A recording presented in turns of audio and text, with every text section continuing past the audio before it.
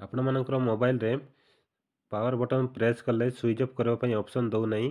Power button volume button press କଲେ ବି ଆପଣ ସୁଇଚ୍ ଅଫ୍ କରିପାରୁନାହାନ୍ତି। ତାହେଲେ ଏହି ଭିଡ଼ିଓକୁ ଶେଷ ଯାଏଁ ଦେଖନ୍ତୁ। ଆପଣ ଆରାମସେ ସୁଇଚ୍ ଅଫ୍ କରିପାରିବେ, ରିବୁଟ୍ କରିପାରିବେ। ଭିଡ଼ିଓକୁ ଧ୍ୟାନ ସହିତ ଦେଖନ୍ତୁ। ଆପଣମାନଙ୍କର ଫୋନ୍ରେ ପାୱାର ବଟନ୍ ପ୍ରେସ୍ କଲେ ବି ଆପଣ ସୁଇଚ୍ ଅଫ୍ କରିପାରିବେ, ରିବୁଟ୍ କରିପାରିବେ। ଭିଡ଼ିଓକୁ ଦେଖନ୍ତୁ। ଆପଣମାନେ ସେଟିଂ ଅପସନ୍ ବାହାର କରିନେବେ। ସେଟିଂ ଅପସନ୍ ବାହାର କରିନେବେ।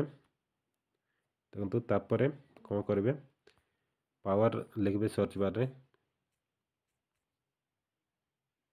ଦେଖନ୍ତୁ ବହୁତ ସାରା ଅପସନ୍ ଆସିଲା। ଆପଣମାନେ ପାୱାର ବଟନ୍ ଅପସନ୍ଟା ଖୋଜି ନେବେ।